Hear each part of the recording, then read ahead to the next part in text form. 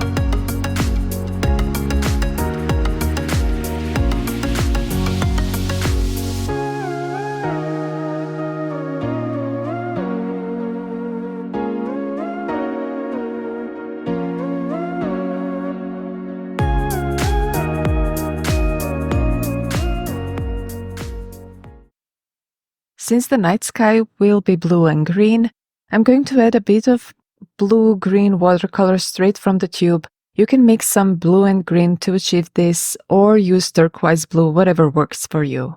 If you're using pencils for the frog, you can lightly color this part with turquoise or bluish greens, or even add that color later. It's up to you. So I want to add some greens and blues right away to see how the colors match. This is just the base, but remember that as you move closer to the moon, the frog should become lighter with more light blue-green or whatever shade you choose for that part. I'm going to color the bumpy areas by following Millie's lines.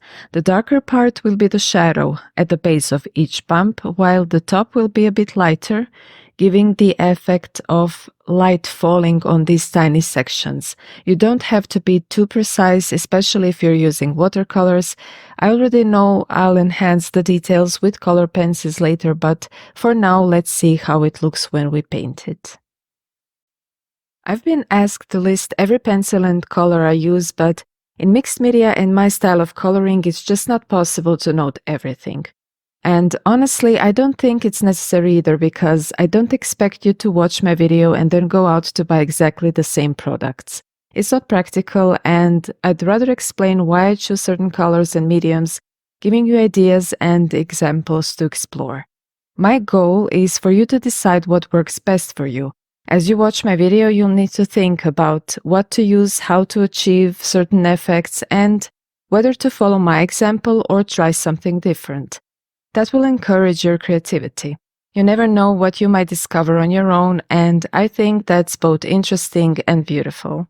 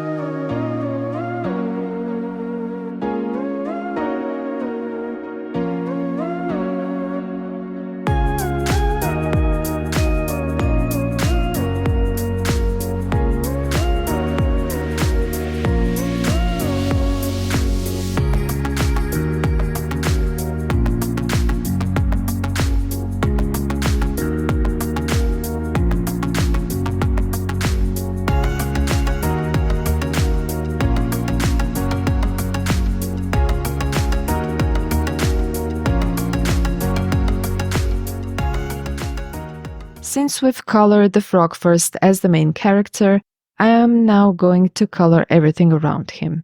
The first big object is a stone, which doesn't need to draw much attention. I'll give it a natural brown color, keeping in mind that every object will have a bit of bluish hue because of the night scene. There are many guidelines that Millie drew here, so the most efficient way to cover them is with acrylics. I'll use brown matte acrylic paint and then add a bit of blue until I cover the entire area. You can also use gouache or pencils.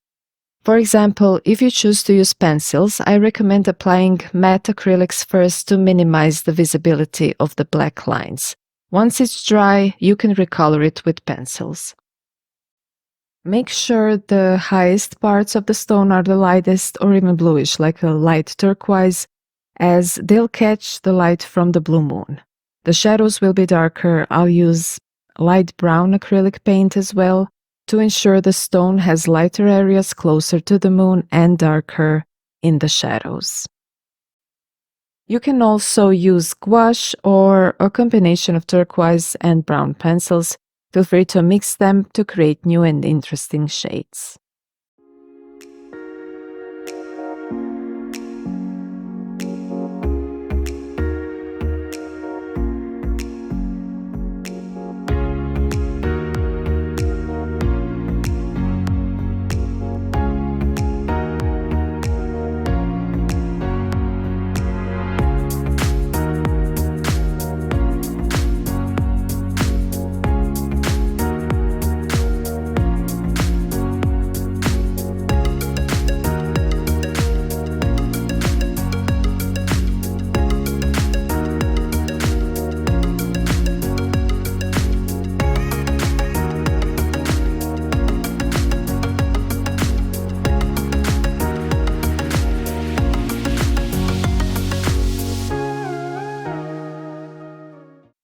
I'll begin by applying acrylic paint to the leaves and flowers. This can also be done with pencils, which is easier, but as I mentioned, I love to paint, so I'll first try to achieve the look with acrylics. On this type of paper, I'll apply the paint straight from the tube.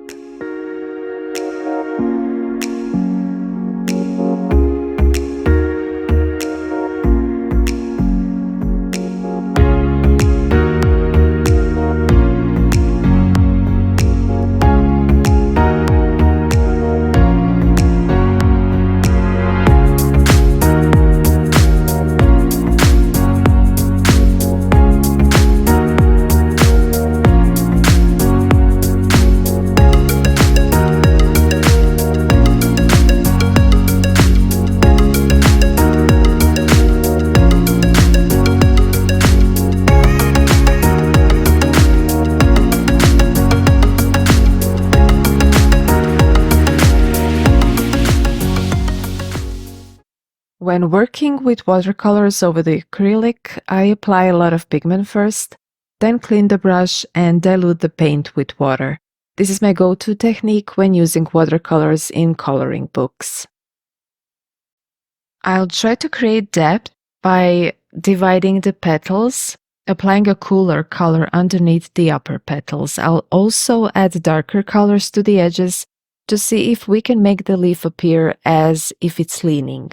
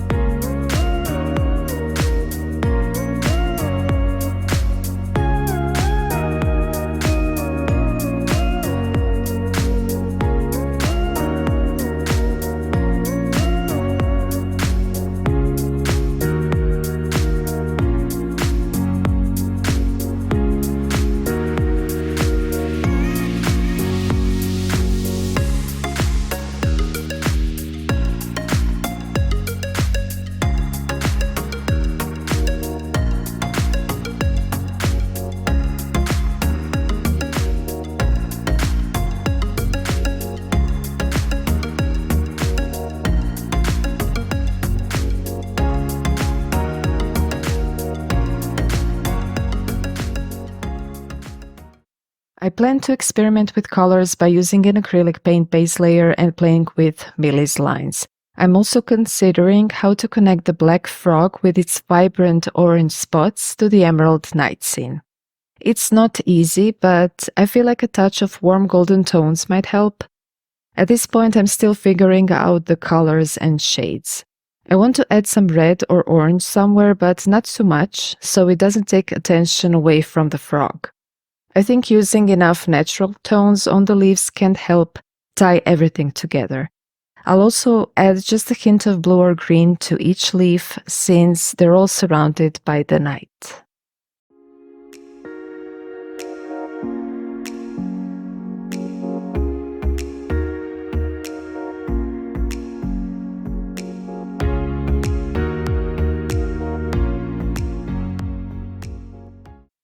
I applied the same technique with acrylic paint on the next two leaves. I used a bit of beige acrylic. You can mix dark brown and white, or even add a touch of yellow if you like. Once it's dried, I paint it over with watercolors to shape the leaves and add shadows. If any lines you don't want are still visible, you can go over them with pencils or add highlights using acrylic. When I start with the base, I continue experimenting with colors. I don't want the same colors next to each other, but they also shouldn't draw too much attention. While coloring, I consider how each color affects the overall picture.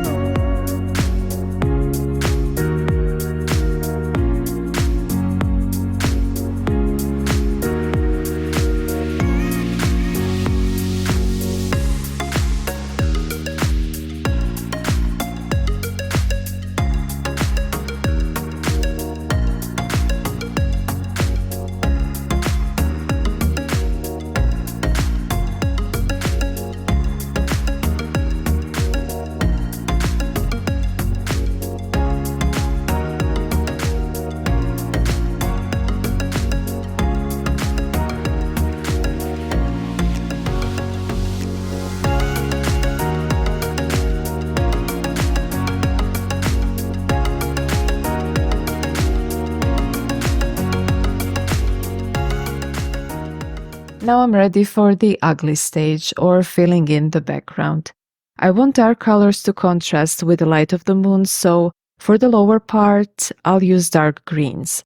I need to be careful not to lose the frog in the process, so I'll try turquoise pens first and see how the colors blend.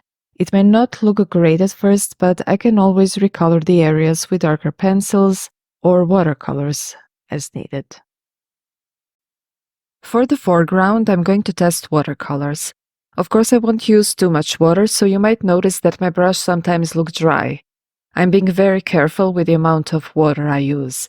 I even use two brushes, one to apply the pigment and the other, which is clean and slightly damp, to dilute the color when needed. Later, I'll work between the flowers and leaves, transitioning from darker to lighter tones as I approach the moon's light.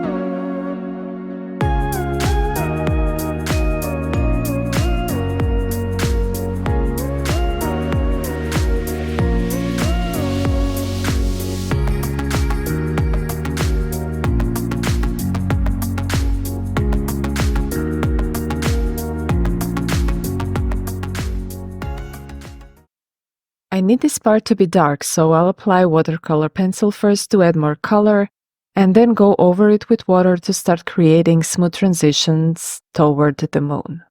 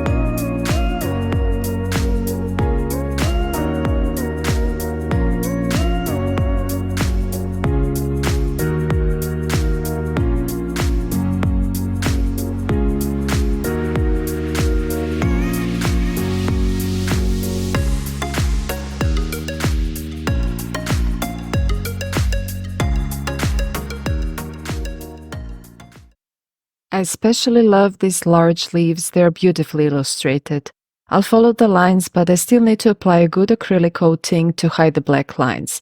I'll use a slightly lighter matte acrylic straight from the tube to create an even coat. We can paint over it with watercolors later.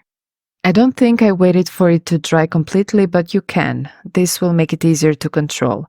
Also, try not to use the same brushes for acrylic and watercolor, or make sure to clean them thoroughly if you do.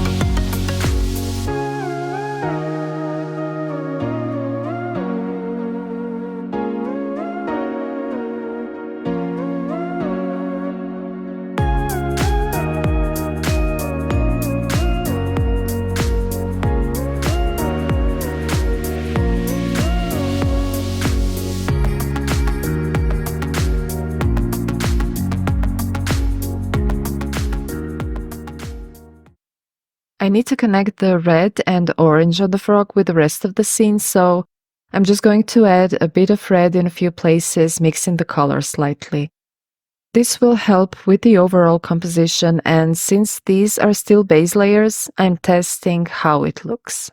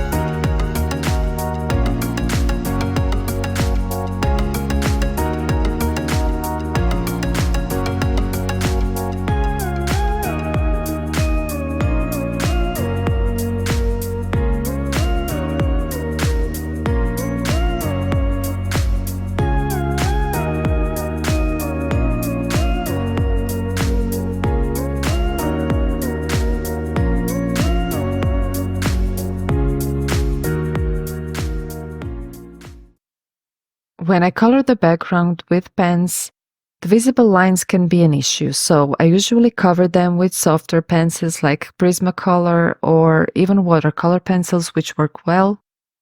I'm still try brushing over it here because I love seeing how the colors flow, but remember, you can do it your own way. You can simply grab your colored pencils and color over it to achieve that dark look. When transitioning from the pen base to watercolor pencils, use colored pencils that match and can effectively cover the lines left from the pens.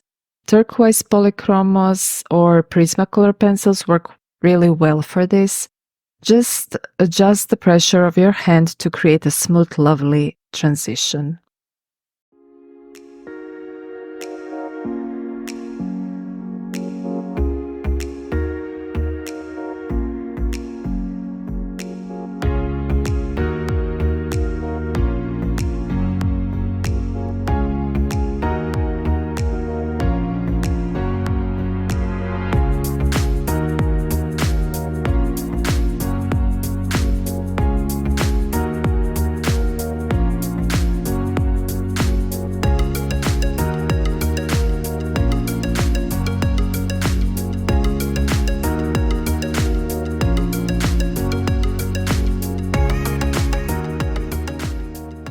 This part might seem a bit intimidating if you've never used water in coloring books before.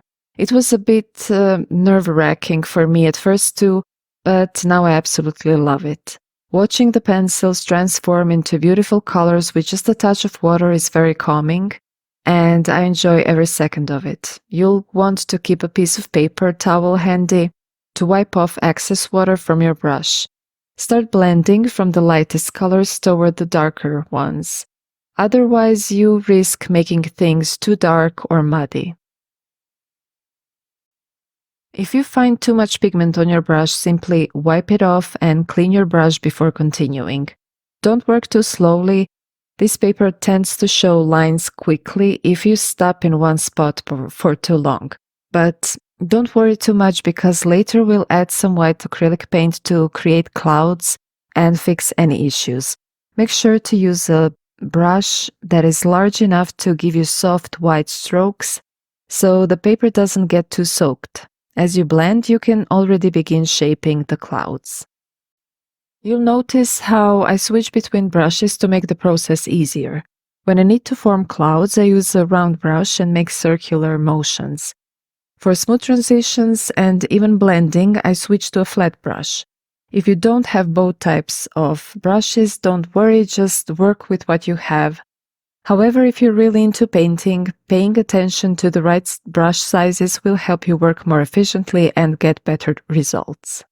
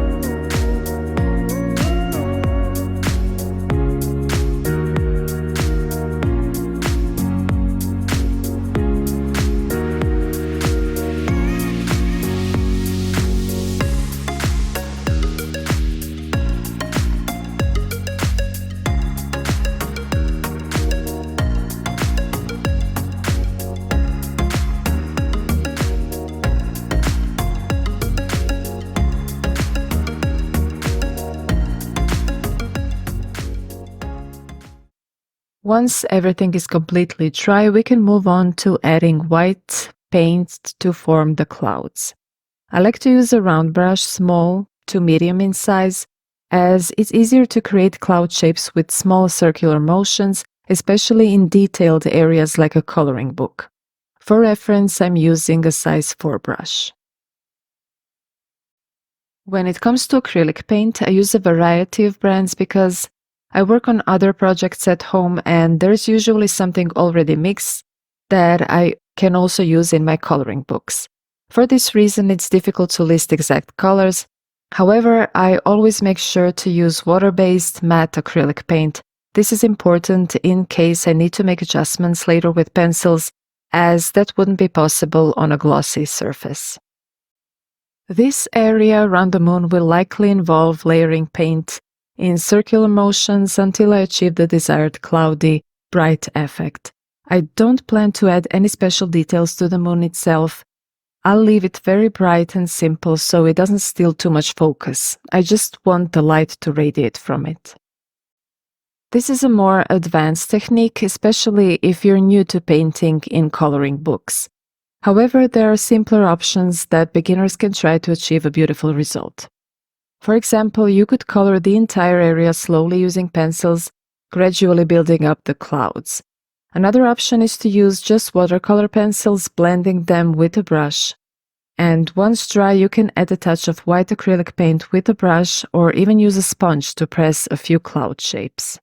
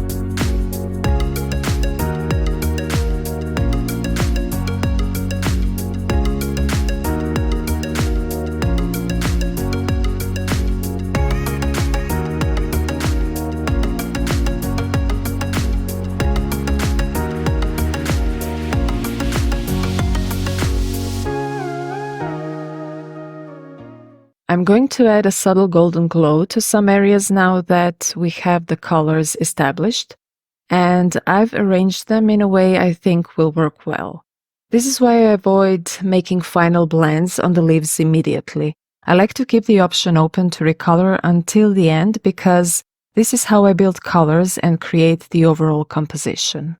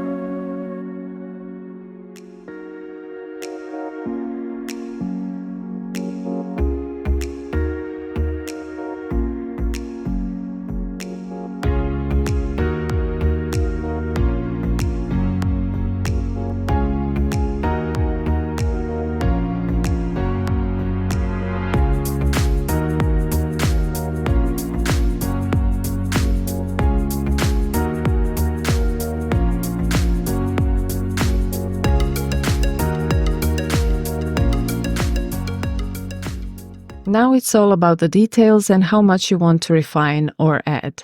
I'll apply a bit of acrylic paint on the frog, correct it with a black pencil, and then add highlights and shadows on the leaves. I'll also include a touch of sparkle, and with that, we're done.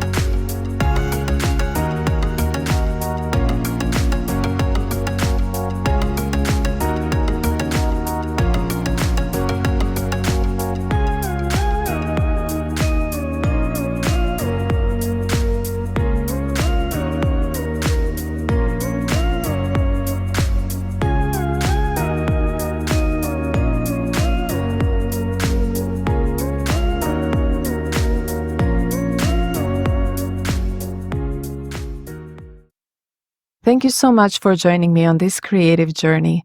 I hope this process inspires you to experiment, try new techniques, and explore your own unique style.